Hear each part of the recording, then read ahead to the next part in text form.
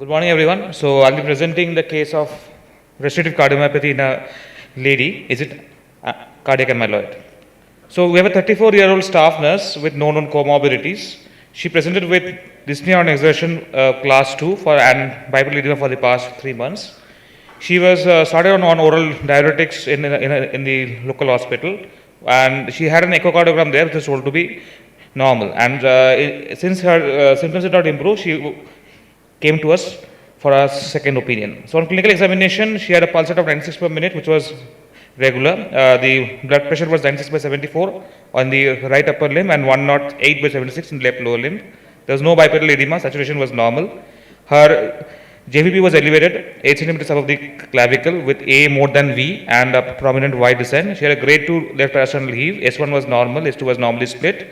There was an audible LV-S3 and her chest was clear. So her ECG showed sinus rhythm with a tall peak P wave suggestive of right atrial enlargement. And we can see that there is a zero infarct pattern, a QS from V1 to V3. Chest X-ray showed mild cardiomegaly with a prominent SVC, and also there was evidence of pulmonary arterial hypertension and mild RA enlargement.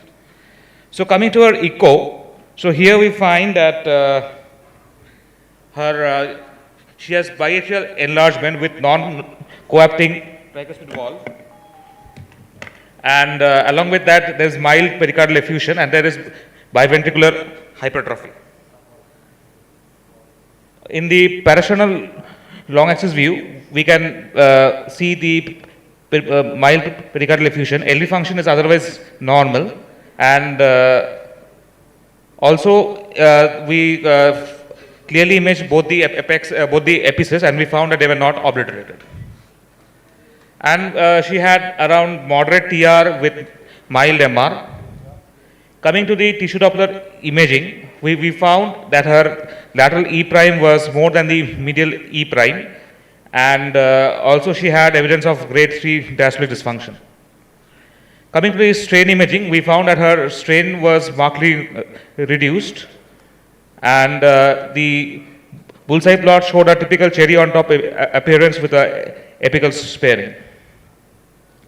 So our diagnosis was restrictive cardiomyopathy, query infiltrative, likely cardiac amyloid with good biventricular systolic function, with grade 3 diastolic dysfunction, with moderate pulmonary hypertension in congestive cardiac failure, sinus rhythm, NYJ class 2. Her proBNP was markedly elevated, 2420, and TROP-T was mildly elevated with 0.024. So we did a cardiac MRI where we found biatrial enlargement with diastolic, with reduced biventricular diastolic excursion, normal pericardial thickness, moderate pericardial effusion, no tamponade, and there was subendocardial LG seen at the basal and mid levels of the interventricular septum. The native T1 values were markedly elevated, and there was reversal of myocardial suppression on the T1 scout images suggestive of cardiac amyloid. So we did a cardiac cath where we found that her RA filling pressures were markedly elevated, and there was diastolic equalization of the RV and LV pressures, and with the preserved cardiac output, and she had predominantly pulmonary venous hypertension. And also we found that there's a typical square root sign, the prominent Y descent in the right atrial tracing, and in the ventricular tracing there was a square root sign with ventricular concordance. And there was no LV to aorta pullback gradient. So we also did a coronary angiogram, which was normal, and we also did a RV and LV angiogram, which showed moderate TR with good biventricular systolic function. We also did an endomyocardial biopsy. And we found that on histopath of the biopsy specimen, the myocardial tissue showed mild hypertrophy of the cardiomyocytes with deposits of eosinophilic material in the interstitium. And on congruent, it was positive with apple green birefringence on polarization. And the serum protein electrophoresis was normal. There was no M band, the albumin was normal. However, the free light chains were markedly elevated. The immunoglobulin profile was also normal. So we subjected her to a bone marrow. We found there were clusters of CD130 positive plasma cells with kappa light chain restriction. So the final diagnosis was a kappa light chain deposition disease secondary to a plasma cell myeloma, and she was started on the Cybot regimen of chemotherapy. So this is on the review of literature. We found that there is only one case report which was published in circulation in 2023, where they clearly defined that cardiac light chain deposition disease is it mimics amyloid, but it's a totally different entity. So concluding, restrictive cardiomyopathy may be the sole manifestation of systemic light chain deposition. Strain imaging is extremely helpful in diagnosis, and invasive cardiac cath and endomyocardial biopsy help in confirmation. Thank you.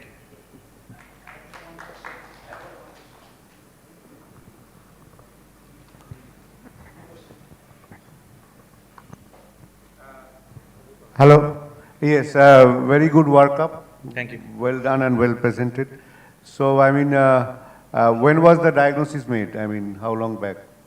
This diagnosis was made approximately 9 months back, and she has been on chemotherapy, and the follow-up imaging showed that she still has got features of restriction, but there is mild improvement in the strain imaging on chemotherapy. So, what is the cardiac prognosis of these kind of patients? I'm not talking, I mean, does it improve with the chemotherapy that you are giving, or? Actually, the literature does not give any definitive thing. The like meta-analysis and review article, they say that it is variable. There is no clear cut. But in this case, we found that she has significantly improved. What is the treatment option? Treatment, sir, we had kept her on diuretics. That is torsemide, aldactone, and SGLT2 inhibitors, and otherwise she was on chemotherapy. In which institution the workup was done? Sir, it was done in Sri Chitra. I did my DM from Sri Chitra in Trivandrum. Sri Chitra Trivandrum, okay. Yes, And the cardiac biopsy and the biopsy reading, everything was done there only? Yes, sir. Yes, sir. Including the biopsy reading? Yes, sir. It was Okay, done that's there good. only. What was there before all these investigations were done, clinical suspicion? Clinically, sir, she had features of restrictive cardiomyopathy. She had pulmonary arterial hypertension. No, I got your point, restrictive cardiomyopathy from the JBP and other Yes, sir. findings. And cause of restrictive cardiomyopathy? Clinically, sir, since it was Kerala, we had kept a possibility of EMF on our cards, but on the echo, the apexes were obliterated. And amyloid, we had kept down the cards because amyloid is seen usually in the 5th and 6th decades. She was only 32 years. So 32 years with have you read myeloma. the initial papers on Kerala type of EMF that was done and the histopathological work done by ICOT in PGI, Chandigarh, etc.? Have you done the literature survey on these things? Yes, sir. EMF, we had extensively suspected, and we worked her up also. We did a detailed imaging including echo and MRI, but we did not get any features of EMF. Was there any specific suspicion that some environmental agent could be involved in Kerala type of EMF? Sir, what they say that the high levels of selenium in the soil and the deficiency of cerium, mainly the lanthanides. What is they the are hemoglobin level of this patient? Sir? Hemoglobin level of this patient? Hemoglobin, sir, is, I'm not sure, sir. I think it's No, high. because that is an important initial finding. And ESR, any ESR done? Yes, sir, was done, sir. It was 30. 13? Yes, sir, 30. Okay. Aren't you surprised patient of multiple myeloma or any gammopathy would have such a low ESR? Yes, sir. That also because, You have to look at the hematological aspects also. yes, sir, but we clearly got plasma cells on the bone marrow with elevated free light chains and beta 2 microglobulin. So that was like, this is a very rare subset which is presenting with myeloma at a very young age. You mentioned about pulmonary hypertension. Your CAT measurement systolic pressure was pulmonary 34, if Yes, I'm not sir. mistaken. So why do you say patient had pulmonary arterial hypertension? Mean, sir, was around 25, I think, because the new guidelines say that at mean pulmonary So arterial very, very pressures- borderline. Yes, sir. Mean more than 20 is defined as PH. We expect more florid pulmonary hypertension in restrictive. Yes, sir. cardiomyopathy. But she was on diuretics for nearly 4 months before she came to us. So probably that has altered hemodynamics. Bhajan, apart from this amyloid deposition myocardium, Yes, you sir. have to study the bone scan, rather osteopenia, osteoporosis, or rather, and the renal status. But the Yes, sir. GFR Her creat was on normal, and her ultrasound KOB was also normal, and she was breastfeeding at that time, so we did not subject her to much of radiation.